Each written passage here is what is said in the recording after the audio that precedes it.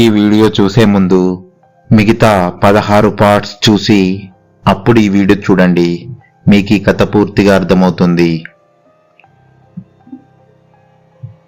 నేను కూడా అంతేరా, నా మనసు బాను మీద నుండి రాను అంటుంది.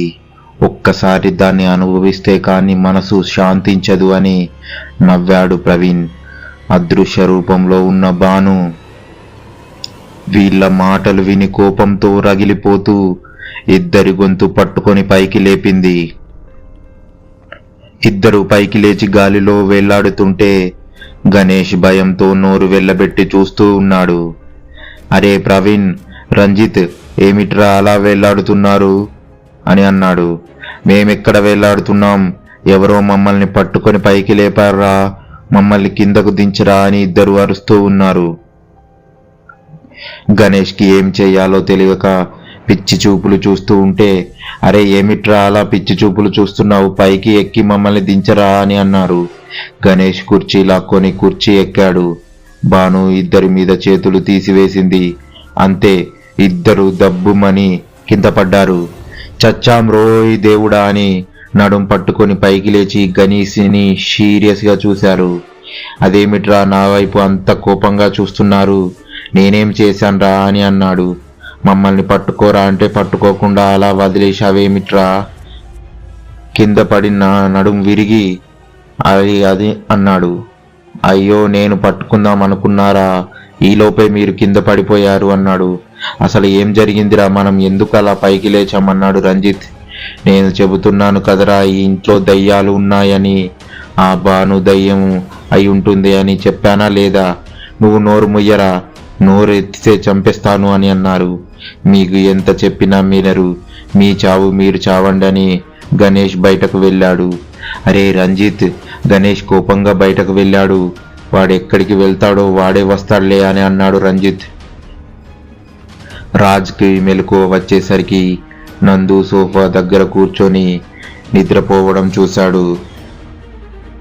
ఇదేమిటి, నందు రాత్రి బెడ్ మీద పడుకుంది కదా, మరి ఇక్కడికి ఎలా వచ్చింది అని నందు అని లేపాడు.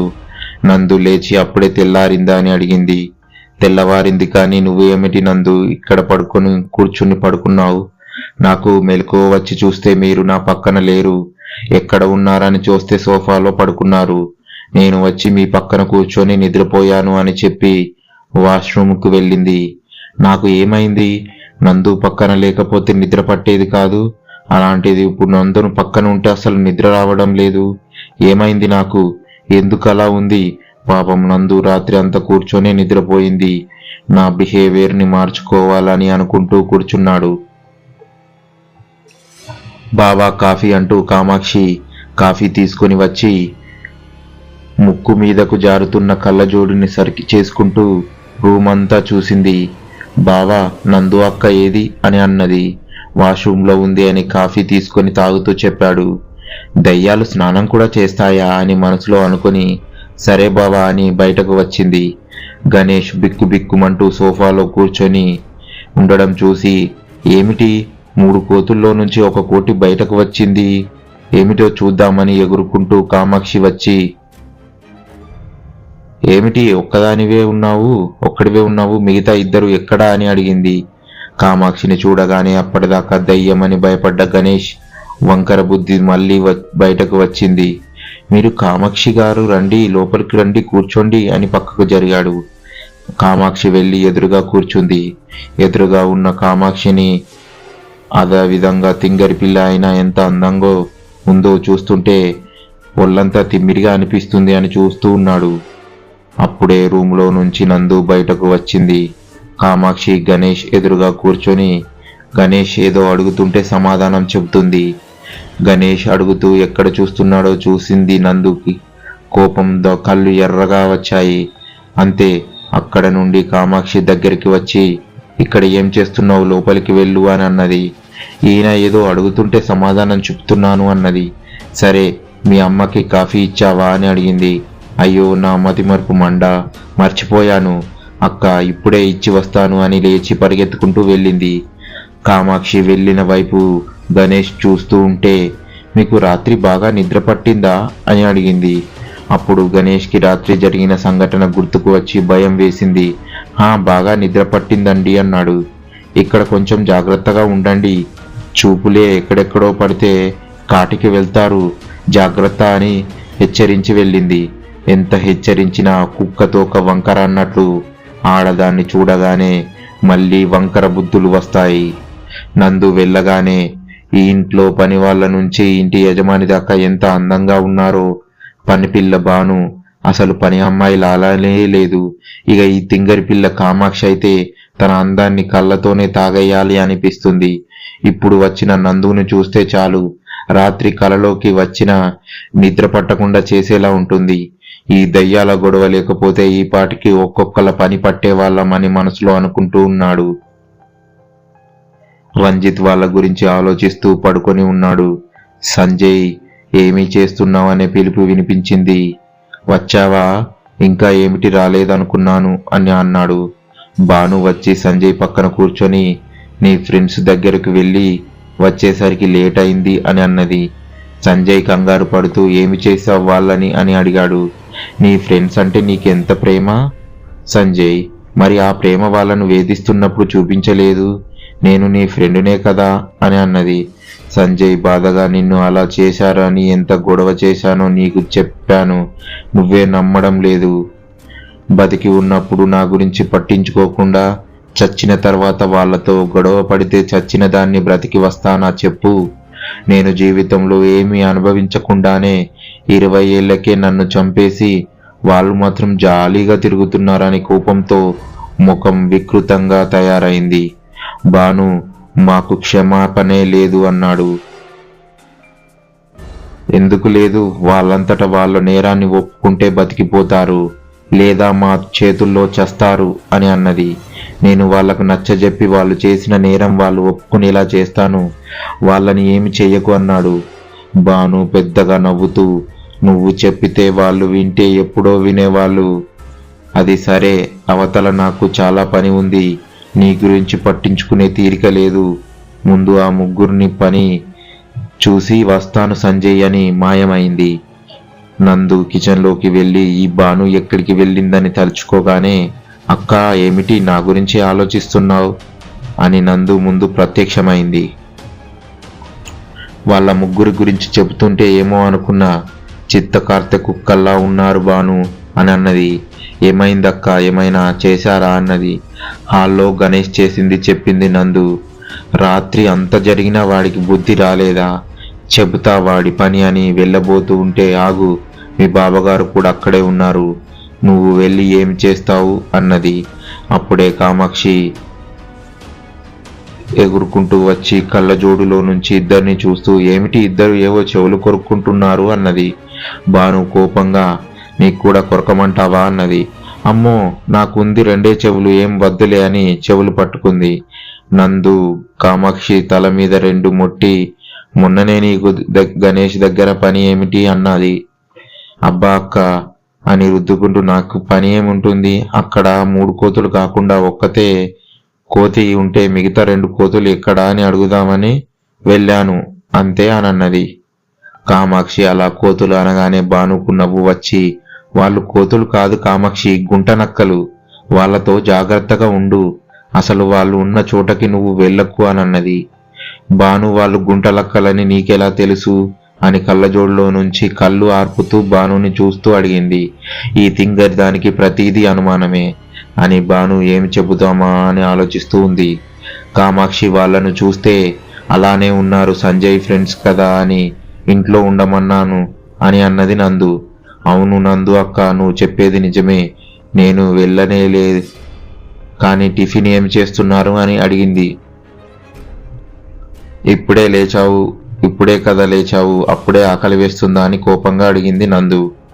మా నందు అక్క అయితే నేను ఎప్పుడు అడిగితే అప్పుడు టిఫిన్ పెట్టేది అని అన్నది. కామాక్షి అలా అనగానే ఇద్దరు షాక్ అయి చూశారు. ఎదురుగా నందు అక్కను పెట్టుకుని మా నందు అక్క అయితే అంటున్నావు ఏమిటి కామాక్షి అని అడిగింది. కామాక్షి తను ఏమన్నదో గుర్తుకు వచ్చి, అయ్యో నేను వీళ్ళకు దొరికిపోయేలా ఉన్నాను అనుకొని వెంటనే, బాను నువ్వు వచ్చి తర్వాత నువ్వే కదా వంట చేస్తున్నావు కదా అప్పటి నుంచి నందు అక్క చేయడం లేదు, నువ్వేమో లేటుగా చేస్తున్నావు. అందుకే మా నందు అక్క అయితే నా అని అన్నాను. చెప్పి నమ్మారా లేదా అని ఇద్దరిని చూసి మళ్ళీ ఏమైనా అడుగుతారేమో అని అక్కడి నుండి మెల్లగా జారుకుంది. ఇద్దరు ఒకరి ముఖం ఒకరు చూసుకొని కామాక్షి కోసం చూసేసరికి అక్కడ ఉండదు. అక్క ఇది దెయ్యంలా అయినా మనల్నే బోల్తా కొట్టించింది. అది ఒక తింగదిలే, పదబాను టిఫిన్ చేయాలి, రాజు వస్తాడు అన్నది. సరే అక్క అని బాన్ టిఫిన్ చేస్తుంటే నందు చూస్తూ కూర్చుంది. ప్రవీణ్, రంజిత్ ఇద్దరు నడుములు పట్టుకొని ఏమైందిరా అలా వేళ్లాడుతూ ఉన్నాం, గణేష్ చెప్పినట్లు ఇంట్లో నిజంగానే దయ్యాలున్నాయా అంటావా అన్నాడు ప్రవీణ్. వాడి బొందలే, వాడే లేవగానే దయ్యాలు అని చెప్పి మన బుర్రలు తిన్నాడు. వాడు చెప్పింది మనం ఫీల్ అయ్యి అలా అనిపించి పైన నుండి పడ్డట్లు ఫీల్ అయ్యాం అనుకుంటా. సరే పద, రాజ్ లేచాడు ఉంటాడు, బిజినెస్ గురించి మాట్లాడాలి, వెళ్దామని బయటకు వచ్చారు. గణేష్ సోఫాలో కూర్చొని ఊహల్లో ఉన్నాడు. అరే ప్రవీణ్ చూసావా, వాడు మన దగ్గర దయ్యాలు అని చెప్పి ఇక్కడ ఊహల్లో విహరిస్తూ ఉన్నాడు అని రంజిత్ వచ్చి గణేష్ నెత్తిన 2 పీకాడు. గణేష్ ఎవర్రా అని ఎదురుగా ఉన్న ప్రవీణ్ రంజిత్ని చూసి, మీరా, ఏమిట్రా నన్ను కొట్టావు అని అంటాడు. మాకు దయ్యాలని చెప్పి భయపెట్టి నువ్వు ఇక్కడ ఊహల్లో తేలుతూ ఉన్నావా? అది కాదురా, నేను భయపడుతూనే ఇక్కడ కూర్చున్నాను. ఇంతలో కామాక్షి ఎదురుగా వచ్చి కూర్చుంది, నా భయం మొత్తం పోయింది అన్నాడు. అందుక తమరు ఇక్కడికి వచ్చి కూర్చుంది? నువ్వు తెలివైన వాడివని తెలుసు గాని మిమ్మల్ని కూడా మోసం చేసే తెలివని తెలియదు. అరే నేను చెప్పేది నిజంరా, నేను అమ్మాయిలను చూడడానికి వస్తే మీకు చెప్తే వస్తాను కదా అన్నాడు. అది ఇంటికి రాకముందు, ఇక్కడికి వచ్చిన తర్వాత మారిపోయావు లేరా? అరే నా మాట నమ్మంట్రా, రాత్రి భానుదయ్యం వచ్చి నన్ను రాత్రంతా ఫుట్బాల్ ఆడుకుందంటే నమ్మలేదు. ఉదయం మిమ్మల్ని పైకి లేపింది దయ్యం అంటే నమ్మట్లేదు. ఇక మిమ్మల్ని ఎలా నమ్మించాలి అన్నాడు. రాజ్ రెడీ అయి వచ్చి గుడ్ మార్నింగ్ అన్నాడు. గుడ్ మార్నింగ్ రాజ్ గారు అన్నారు. ఏమిటి, దేని గురించో సీరియస్గా డిస్కషన్ చేసుకుంటున్నారు అని అడిగాడు రాజ్. రాజుగారు ఇంట్లో అనగానే ప్రవీణ్ గణేష్ కాలు తొక్కాడు. గణేష్ పెద్దగా అరుస్తూ, నా కాలు బాబోయ్ తొక్కావు కదారా అని అరుస్తూ ఉన్నాడు. అయ్యో గణేష్ చూసుకోలేదు అన్నాడు ప్రవీణ్. సరే రండి సంజయ్ దగ్గరికి వెళ్దామని సంజయ్ రూమ్లోకి వెళ్ళారు. వీళ్ళని చూడగానే లేచి కూర్చొని రంజిత్ వాళ్ళని చూసేసరికి బాగానే కొట్టింగ్ ఇచ్చారనుకుంటా అని నవ్వుకొని, ఏమిటి మీ మొహాలు అలా ఉన్నాయి అని ప్రవీణ్ని అడిగాడు సంజయ్. ఏమీ లేదు, కొత్త ప్లేస్ కదా అందుకే నిద్ర పట్టలేదు, నీకే ఎలా ఉంది అని అడిగాడు రంజిత్.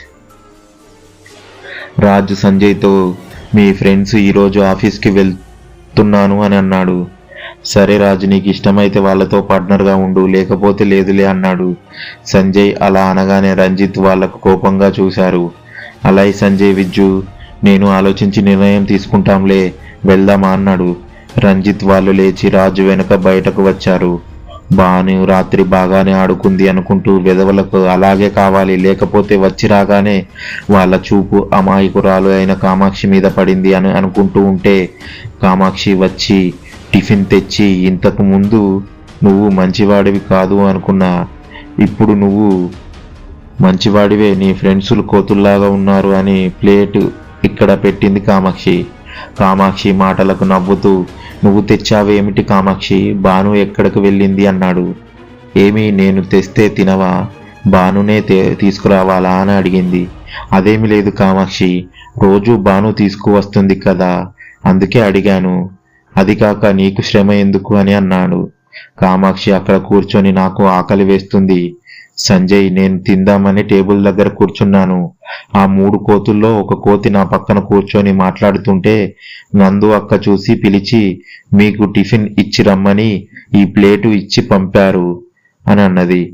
కామాక్షి చెబుతుంటూ వింటూ, ఆ విధవలకు ఎంత జరిగినా బుద్ధి రాదు అని అనుకొని, కామాక్షి నీకు ఆకలి వేస్తే ఇది నువ్వు తిను, నేను తర్వాత తింటాను. నీకు ఆకలి వేయడం లేదా సంజయ్? లేదులే తిను అన్నాడు. సరే అంటూ కామాక్షి టిఫిన్ చేస్తూ ఉంది. శ్యామల డోర్ తీసుకొని వచ్చి కామాక్షి టిఫిన్ తినడం చూసి, అదేమిటి కామాక్షి, సంజయ్ రూమ్లో తింటున్నావు అని అడిగింది. శ్యామ్, నువ్వెప్పుడు వచ్చావు? మీ అన్నయ్య కూడా వచ్చాడా అని అడిగింది. వచ్చాడనగానే ప్లేట్ అక్కడే పెట్టి లేచి వెళ్ళిపోతుంటే శ్యామల చెయ్యి పట్టుకొని ఆపి, తింటున్నావు కదా తిను, అన్నయ్య ఇక్కడికే వస్తాడులే అని కూర్చోబెట్టింది. మీరు తిన్నారా సంజయ్ గారు అని అడిగింది. లేదు శ్యామ్, ఆయన తీసుకువచ్చిందే నేను తింటున్నాను. అదేమిటి కాము, నువ్వు బయట తినకుండా ఇక్కడ తింటున్నావు అని అడిగింది. విజయ్ వచ్చి ఈ తింగర పిల్లకి మళ్ళీ ఆకలి వేసి సంజయ్కి తీసుకువచ్చింది తింటుంది ఏమో అంటూ సంజయ్ని విజయ్ తీసుకువచ్చిన ప్లేటు ఇచ్చాడు. కాము సంజయ్ గారికి తీసుకువచ్చిన ప్లేటు తింటుందని నీకెలా తెలుసన్నయ్యా అని అన్నది. నేను సంజయ్ దగ్గరికి వస్తుంటే కామాక్షి ఇక్కడే ఉంది అని నందు తీసుకువెళ్ళమని ప్లేట్ ఇచ్చింది అన్నాడు. నందు వదినకి కాము గురించి తెలిసి నీకు ఇచ్చి పంపింది అని శ్యామల నవ్వుతుంటే సంజయ్ ప్లేట్ పట్టుకొని అలాగే శ్యామలను చూస్తూ ఉంటాడు. కామాక్షి కళ్ళజోడులో నుంచి సంజయ్ని చూసి, మా శ్యాము చూస్తే మీకు కడుపు నిండుతుందా సంజయ్ అన్నది. కామాక్షి అలా అనగానే సంజయ్ టిఫిన్ తింటూ, అది ఏమీ లేదు కామాక్షి తింటున్నాడు అన్నాడు. ఏ తింగరి ఏమిటా మాటలు అని కామాక్షిని ఒక్కటి వేశాడు. అబ్బా నన్ను కొడతావేమిటి విజయ్, సంజయ్ చూస్తుంటే అన్నాను అన్నది. నీ బుద్ధద్దాలు సరిగా తుడుచుకొని పెట్టుకో చూడు అని కళ్ళజోడు తీసి తుడిచి మళ్ళీ పెట్టాడు. విజయ్ సంజయ్ చూడటం లేదు తింటున్నాడు అన్నది. కామాక్షి అమాయకమైన మాటలకు అందరూ నవ్వుకున్నారు. కామాక్షి కూర్చొని ఉంటే కామాక్షి పక్కన గణేష్ కూర్చోవాలి అని చూస్తే గణేష్ని లాగి ప్రవీణ్ కూర్చున్నాడు. గణేష్ కోపంగా ప్రవీణ్ పక్కన కూర్చొని, ఎందుకురా నన్ను తోసి నువ్వు కూర్చుంటావు అని ఇద్దరు నెమ్మదిగా గొడవ పెట్టుకుంటుంటే నందు కామాక్షిని పిలవడం చూసి గణేష్ నవ్వాడు. ప్రవీణ్ గణేష్ వైపు కోపంగా చూశాడు. రంజిత్ ఇద్దరిని చూసి, ఇక్కడే ఉన్నాడు కాముగా ఉండండి అని కోపంగా చెప్పాడు. భాను వచ్చి అందరికి వడ్డిస్తూ ముగ్గురు భానుని ఆబాగా చూస్తూ ఉండటం నందు చూసి, భాను వాళ్ళ వడలు చేసావుగా పెట్టు అని అన్నది. అక్క ముగ్గురు ప్లేట్లో వడలు వడ్డించింది అలాగే అని. భానుని చూస్తూ వడ చేత్తో పట్టుకోగానే చేతికి మెత్తగా తడిగా అనిపించి ఏమిటి అని చూసిన ముగ్గురికి ప్లేట్లో నెత్తురు కారుతూ మనిషి గుండె ప్లేట్లో కనిపించింది. అది చూడగానే ముగ్గురు కళ్ళు అప్పగించి అలానే చూస్తూ, రాజ్ చూసి ఏమిటి అలా చూస్తున్నారు, తినండి వడలు చాలా బాగున్నాయి అన్నాడు. రాజ్ వడ తీసుకొని తింటుంటే చూసి వాళ్ళ ప్లేట్లలో చూస్తుంటే వడలాగే కనిపించింది, కానీ తిందామని పట్టుకుంటే గుండెలా కనిపిస్తుంది. రాజ్ తినేసి ఫోన్ రాగానే మీరు తినేసి రండి అని రాజ్ వెళ్ళాడు. రాజ్ వెనక నందు వెళ్ళింది. భాను అక్కడే ఉండి ఏమిటి అండి తినకుండా అలా చూస్తున్నారు అని అన్నది. మాకు ఆకలి లేదు భాను అని ముగ్గురు లేచి నిలబడ్డారు.